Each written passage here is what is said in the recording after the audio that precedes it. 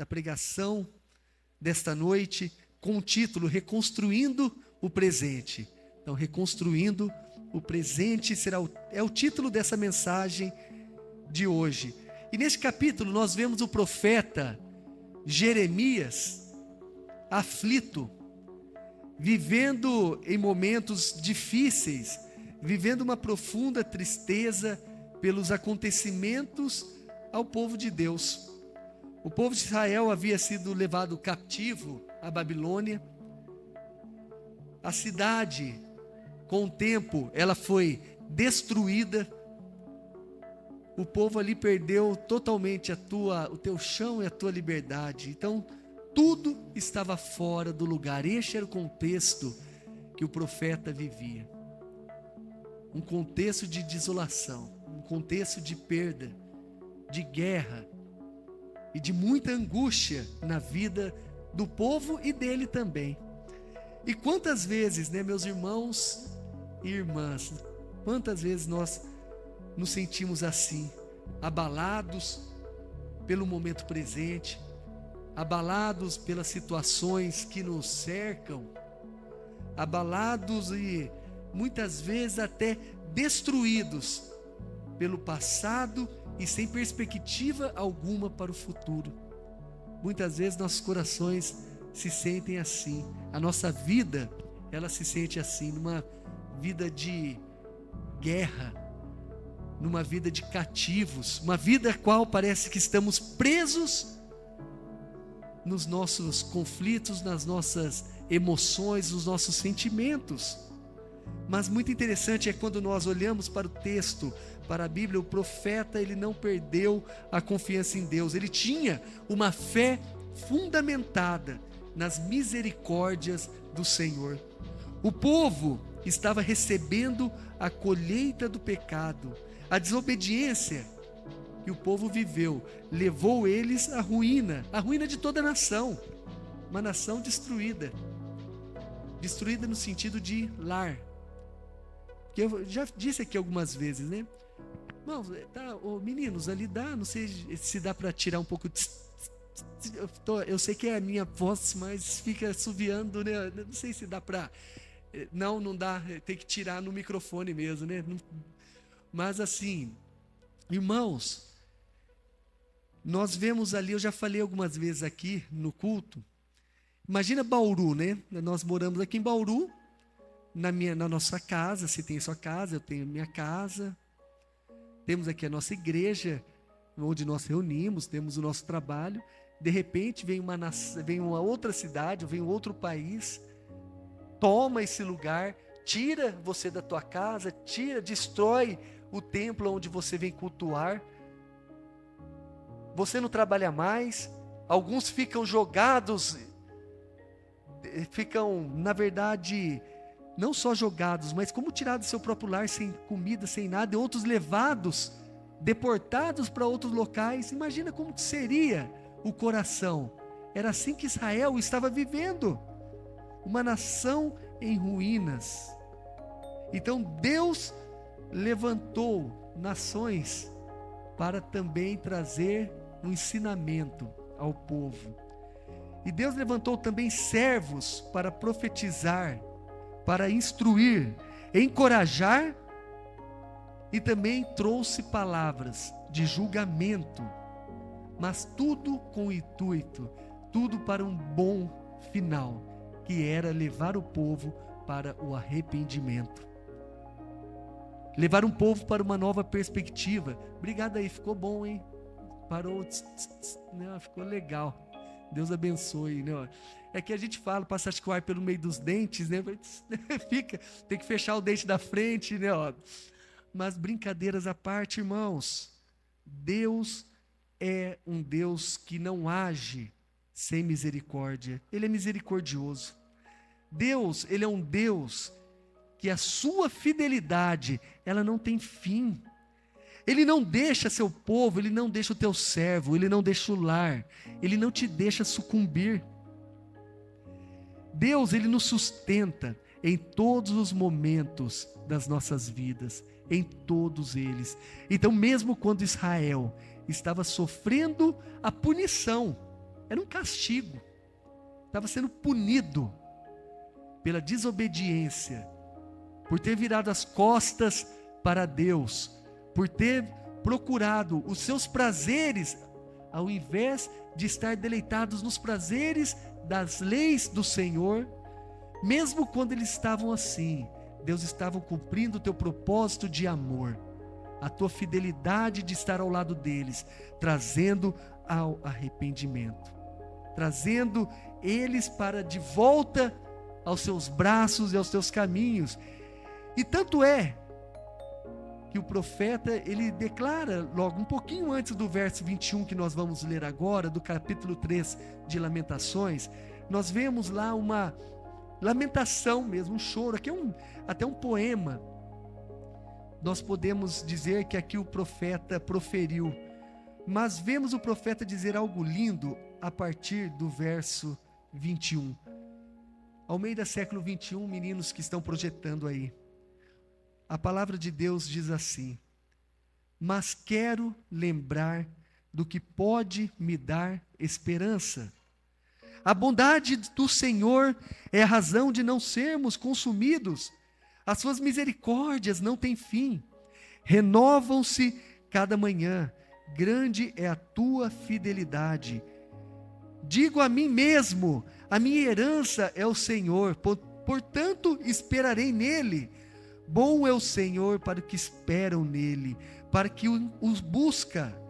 Bom é ter esperança e aguardar tranquilo a salvação do Senhor. Bom é para o homem suportar o jugo na sua juventude. Então, meus irmãos, aqui o profeta estava também dizendo da fidelidade de Deus. Mesmo ele trazendo uns versículos antes, se os irmãos lerem aí, a questão de toda a ruína do povo, de toda a tristeza, de toda aquela dor no coração. Aqui ele estava exaltando a fidelidade de Deus. Ele estava dizendo que a misericórdia de Deus não tem fim. Bom é o Senhor para aqueles que se entregam a Ele. Então nossa vida, meu irmão, e minha irmã, ela é construída em nossas experiências. É muito interessante isso, porque quando o profeta ele disse isso, ele não disse coisas aleatórias. Ele não disse coisas simplesmente que somente aconteceriam porque Deus estava falando. Era por isso também, o Espírito de Deus inspirava aquele profeta a dizer todas essas palavras, mas também ele estava dizendo naquilo que ele confiava, naquilo que ele tinha já experimentado, naquilo que ele tinha como confiança no Senhor. Então, volto a dizer, a nossa vida é construída com nossas experiências. Uns dias atrás aqui eu preguei que em nossas memórias ficam gravadas todas as situações de nossas vidas, boas ou ruins, prazerosas ou dolorosas, ficam gravadas em nossos corações.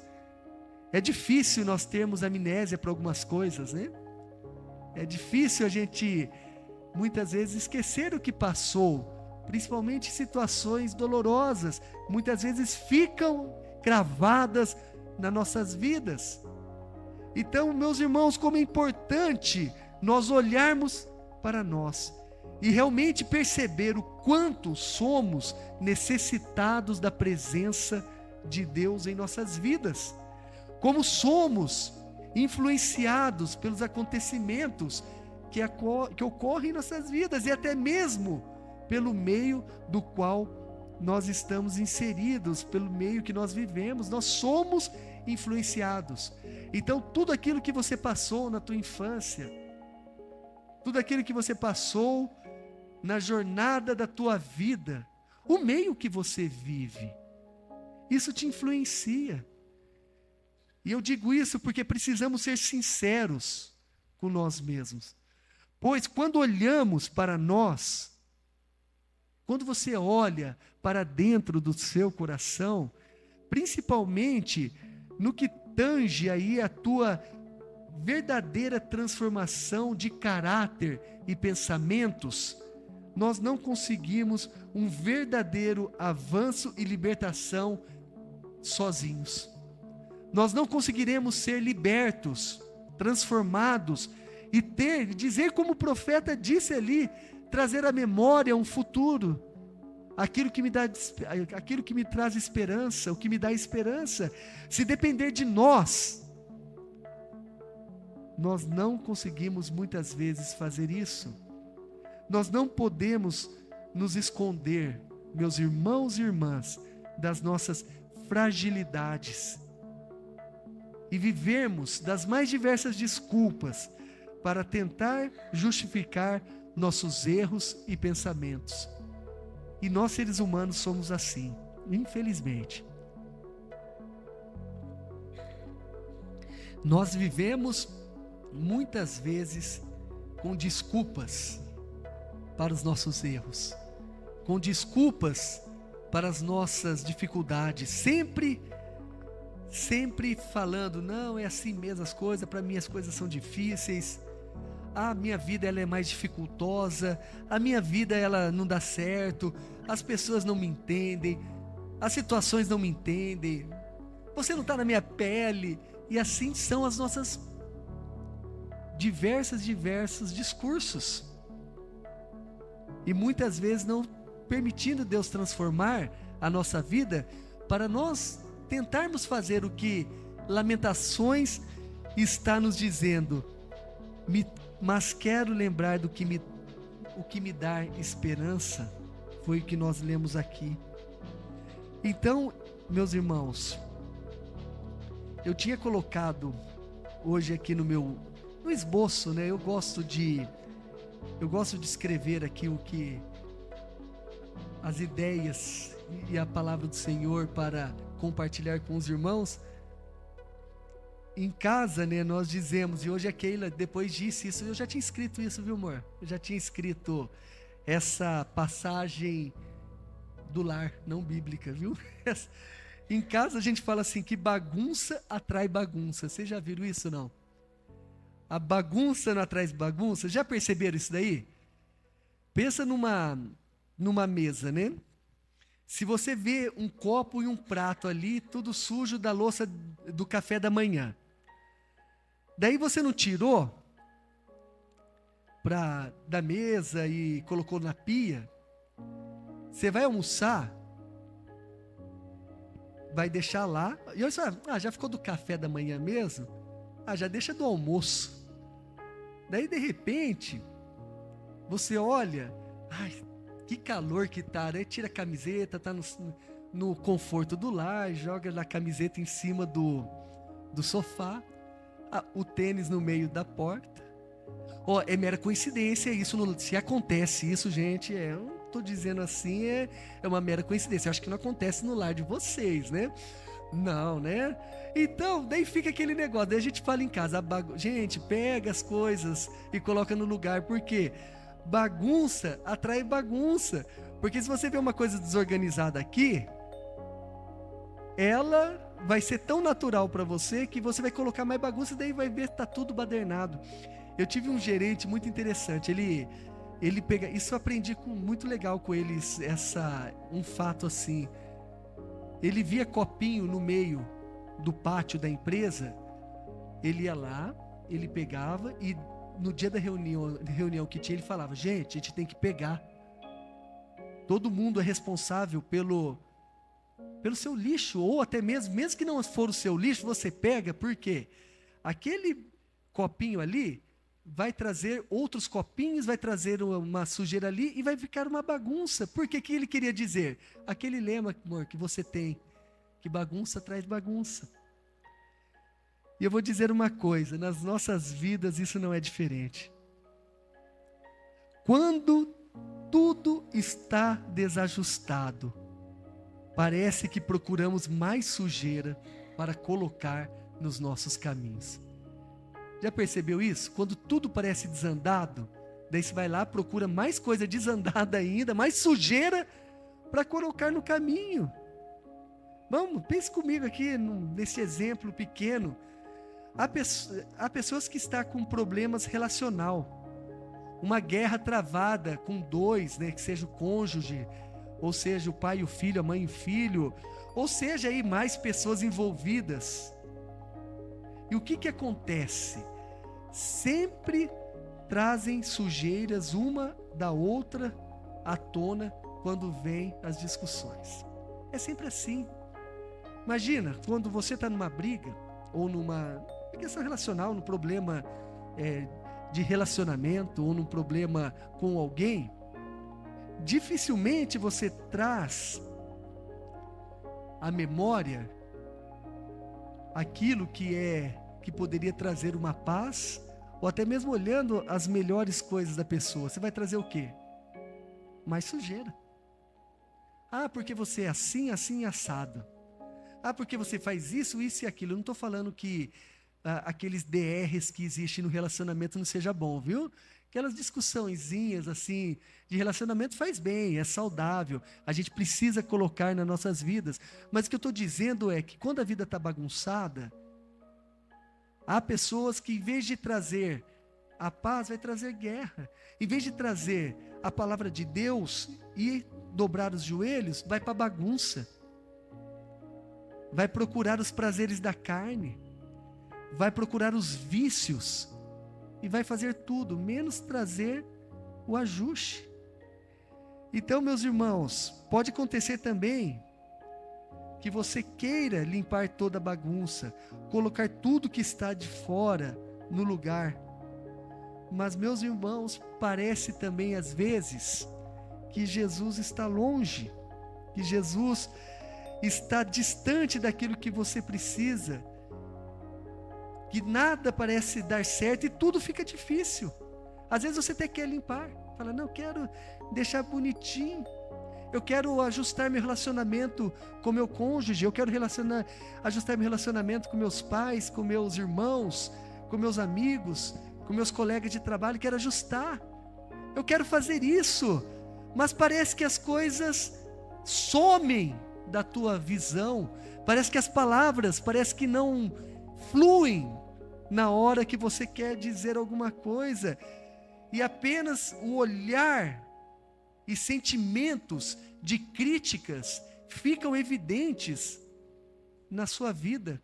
Então são situações que aparecem, pessoas que estão bagunçadas e continuam bagunçando a vida, mas pessoas que estão bagunçado, mas querem arrumar, querem trazer um ajuste naquela situação que está, na verdade, ali totalmente fora de controle, mas parece que nada dá certo.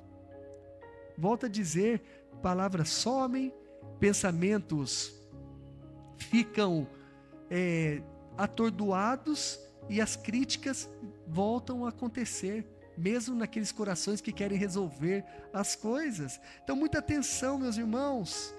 Aqui não estou falando de um ou de outro aqui. Não estou falando porque de repente no seu coração e no meu coração pode ter uma palavra assim, puxa, tomara que meu marido esteja ouvindo isso. Tomara que minha esposa esteja ouvindo isso. Ah, tomara que meu filho, minha filha esteja escutando bem. Tomara que minha mãe, ou meu pai, o meu irmão. Tomara que tá. Senhor, fala mesmo, Senhor. Fala que meu cônjuge ouve. Não é isso não, viu?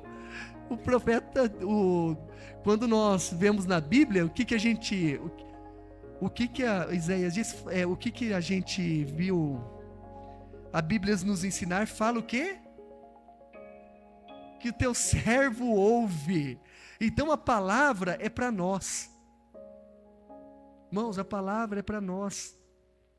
Tem um que pisa na bola sempre mais do que o outro. Tem um que tropeça mais do que o outro. Porém, a mudança, ela tem que partir de nós. Nós devemos a cada dia ser guiados pelo poder do Espírito Santo de Deus. Nós a cada dia devemos buscar a presença de Deus para uma mudança de vida e de pensamentos. É nós. A palavra de Deus ela é muito clara. O nosso coração ele é corrupto. O nosso coração ele é mentiroso. O nosso coração é endurecido.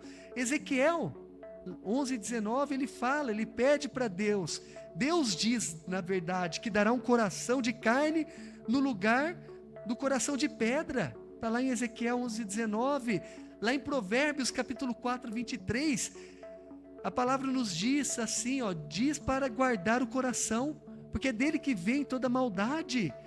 Salmos 51:10, Davi ele fala: cria em mim um coração puro, porque é um coração corrupto, é um coração muitas vezes imundo. E Romanos 3:23 fala que todos pecaram e destituídos estão da glória de Deus. Então é nós, meus irmãos, é nós que devemos mudar a nossa vida e permitir que Deus mude através do seu poder. 1 João capítulo 1, versos de 8 até o 10 diz: se dissermos que não temos pecado algum, enganamos a nós mesmos, e a verdade não está em nós. Verso 9: se confessarmos os nossos pecados, Ele é fiel e justo para nos perdoar os pecados e nos purificar da injustiça, de toda injustiça. Se dissermos que não temos cometido pecado, nós o tornamos mentiroso, e a sua palavra não está em nós. Então tenha consciência de algo, meus irmãos. Todo ser humano precisa ser sincero o suficiente e buscar o perdão de Deus através de Cristo Jesus, todos nós.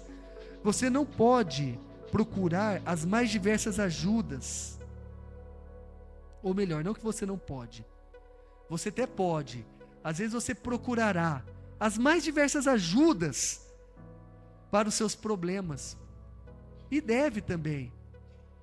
Muitos precisam aí ter ajudas médicas para poder passar determinados problemas, né? Às vezes é necessário. Muitos precisam de ajudas psicológicas, vamos dizer, passar por psicólogo, ajuda, precisa. Às vezes precisa, é necessário. Muitos procuram prazeres lícitos e ilícitos para satisfazerem os seus momentos da dor. Mas uma coisa é certa, você pode passar aqui, e eu não tenho até medo de errar, você pode passar no melhor psiquiatra, você pode tomar os maiores e diversos remédios, os quais eles são de última geração aí na área farmacêutica. Pode procurar os melhores psicólogos existentes para você falar dos seus problemas. Isso é muito bom, não estou falando que é ruim. Mas se você não for transformado por Jesus Cristo e o Espírito Santo de Deus não purificar o teu coração, a tua vida, o teu ser, a tua mente, você sempre estará preso às suas tragédias. Não adianta. Não adianta. Eu falei aqui que muitos procuram prazeres lícitos e ilícitos. Por quê? Alguns prazeres são lícitos. Está muito dolorido, a vida está difícil, então eu preciso arrumar alguém para namorar. Isso é lícito, tá, legal. Mas você vai arrumar alguém para namorar para afogar suas dores? O namoro é legal, tá? Mas e aí? Porque eu preciso sair, passear mais, me divertir mais. Não, é legal, é bacana passear, é bacana se divertir, é bacana ir para o acampamento. Depois a Daiane e os meninos aqui vão dar no final do culto uma geral como foi o acampamento, é legal. Mas nada disso vai sarar a tua dor. É um dia de prazer, é um dia de alegria, mas os outros dias serão os mesmos. Se o Espírito Santo de Deus não for aquele que faz morada em você, não adianta. Preciso de médico? Preciso, muitas vezes eu preciso da ajuda lá, de um remédio, às vezes eu preciso, mas não é isso que vai salvar a tua vida, não é só isso. Cristo vai salvar a tua vida. Então não adianta querer ser curado apenas das suas doenças patológicas, como essas fossem as únicas problemáticas da sua vida. Não vai adiantar. Precisamos, todos nós, da cura da enfermidade que é maior que a das nossas almas. A cura e libertação completa da doença chamada pecado. Precisamos, meus irmãos, para podermos ter uma visão correta da vida. Muitos usam até como muleta a tua dor, a tua doença, para esconder o teu pecado. Muitos usam a sua dor para camuflar o seu pecado. Então, meus irmãos, precisamos sim das ajudas externas que nós temos aqui para a honra e glória do nosso Deus, evoluído a cada dia. Mas se a mudança não vir de dentro para fora, mais cedo ou mais tarde, cairá na mesma situação. Então, eu digo, seja qual for a situação que você se encontra hoje, seja com uma visão deturpada ou conservada aí em lucidez, é muito importante ter a seguinte consciência: o seu passado, ele pode estragar o seu futuro. Viver preso no passado, um saudosismo aí, né? Viver preso naquilo que você já sofreu, não tenha dúvida, ele vai estragar o seu presente. E de uma forma assim terrível. De uma forma que você muitas vezes não vai conseguir nem se levantar. Pois as experiências da vida, elas ocorrem em nosso cotidiano. Quem aqui trabalha, ou já trabalhou, nunca teve uma decepção no emprego? Quantas e quantas pessoas não têm decepções no emprego? Um que não deu certo, ou que não está dando certo, ou era aquilo que não queria fazer, quando empreendeu falhou. Muitos, nós temos experiências na vida, profissionais que nos levam a ter situações amargas, situações cristãs, que nos leva a uma decepção. Alguns podem já ter tido aqui alguma decepção com a igreja, com algum cristão, com algum ocorrido, pode acontecer. Situações amargas na vida, situações que querem estragar quando lembramos dela no nosso presente, ministerialmente falando. Quantas e quantas vezes o pastor é incompreendido naquilo que fala, o líder, diante dos seus liderados, é incompreendido. Quantas vezes no ministério, seja ele da liderança, seja no pastorado, existe aí uma sensação de desrespeito, um sentimento de desrespeito, às vezes até perseguições. Muitas situações assim a gente vive, tanto na nossa vida cristã, quanto na nossa vida ministerial. Quantas e quantas coisas acontecem nos relacionamentos, como já até disse aqui. Vocês lembram de uma passagem de Esaú e Jacó? O que aconteceu com Esaú e Jacó? Jacó e Esaú. O que lá no começo, o que um fez com o outro? O que Jacó fez com Esaú?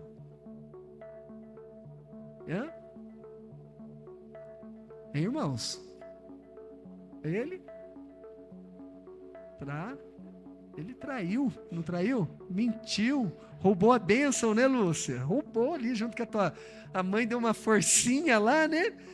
Roubou, enganou teu irmão. E aquilo trouxe algo terrível, familiar. Trouxe uma guerra, uma briga.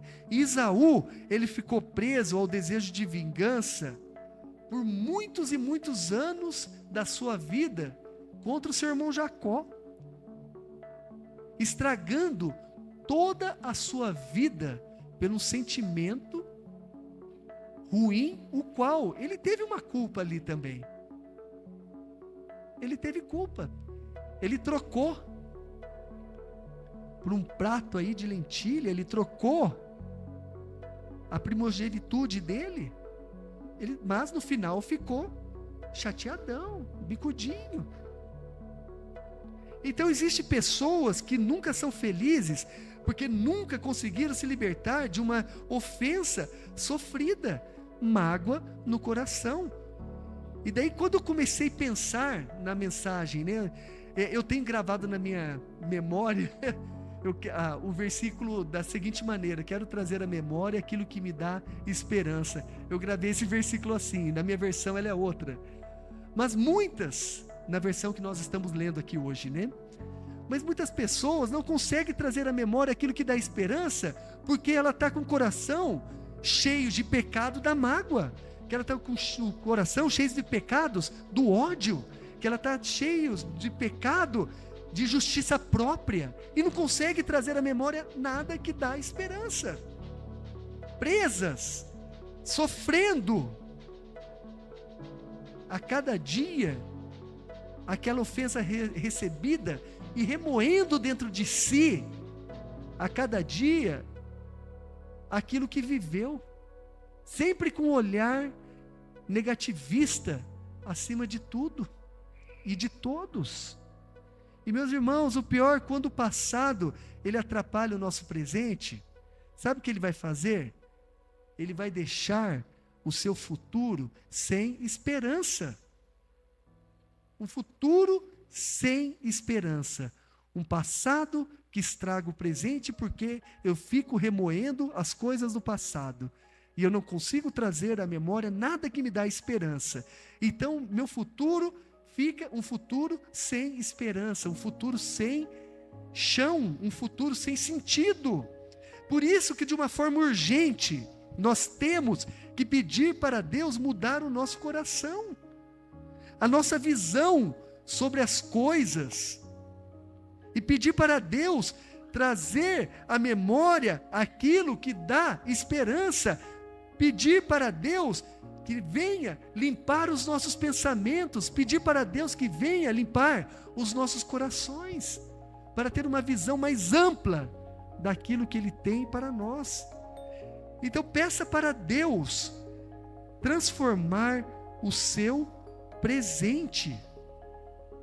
O primeiro passo para a transformação é entender que você precisa ser transformado para parar de viver nas desculpas e sempre vitimizando em tudo e dizendo que todo mundo é culpado pela sua dor.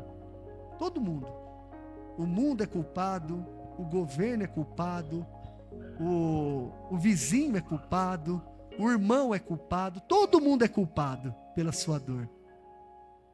Vítima de tudo. A gente precisa parar com isso, se vitimizar, sempre com um sentimento de coitadinho. Pede perdão, peça perdão a Deus pelos seus pecados, pois Ele é fiel e justo para libertar do pecado e te purificar de toda a injustiça através de Cristo Jesus.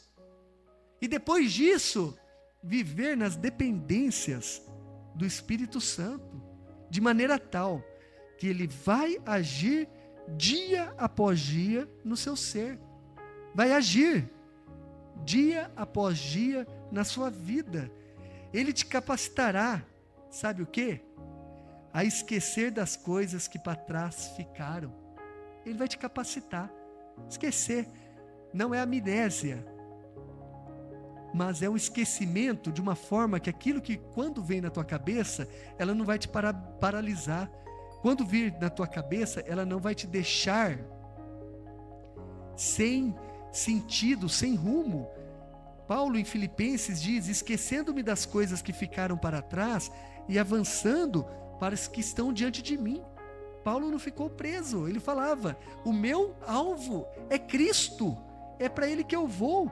Então volta a dizer, para de viver de um modo saudosista, Sabe aquela admiração excessiva do passado? Pessoas que admiram muito o passado. Eu vou falar para vocês aqui, irmãos e irmãs, e todos que talvez possivelmente ouvirão essa mensagem.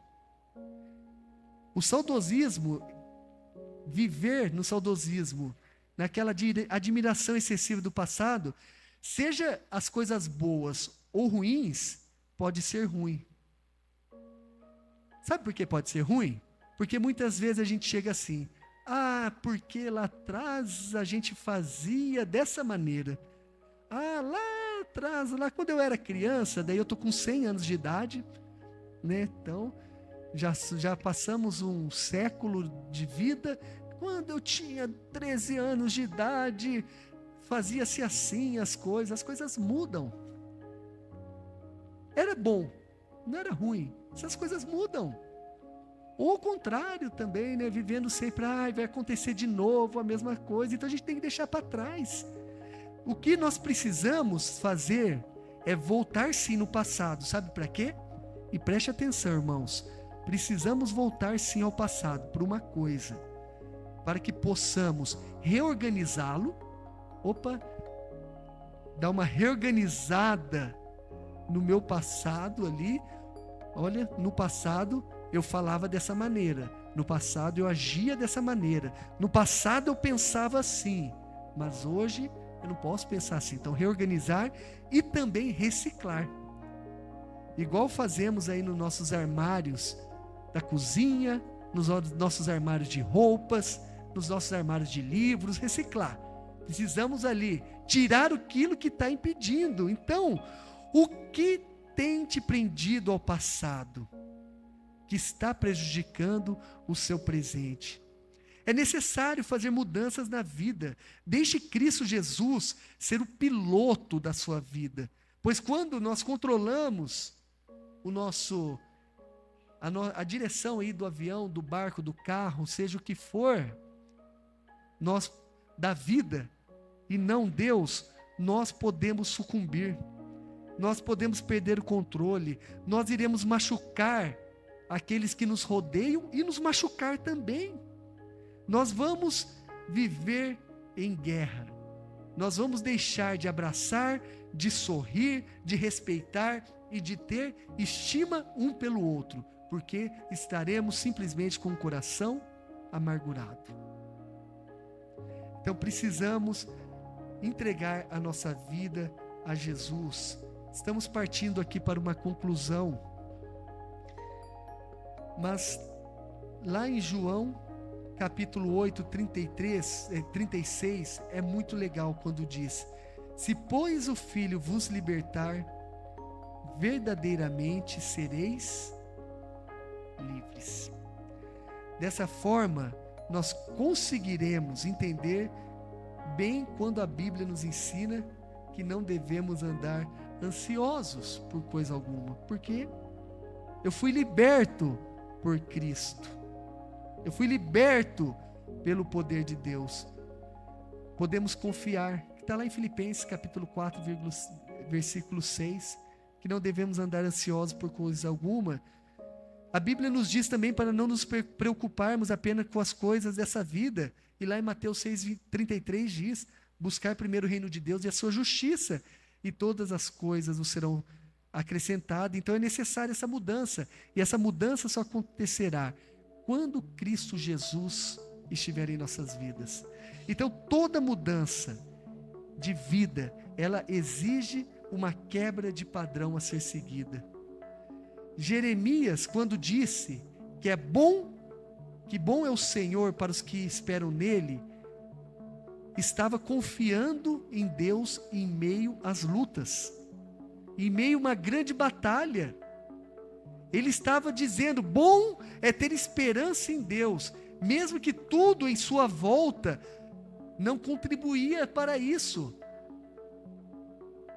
Mesmo quando em tua volta estava dizendo tudo ao contrário. Então ele correu o risco de confiar em Deus. Por isso que é lindo pensar nisso, que ele, em meio à guerra, ele falou, em meio à luta, quero trazer à memória aquilo que me dá esperança.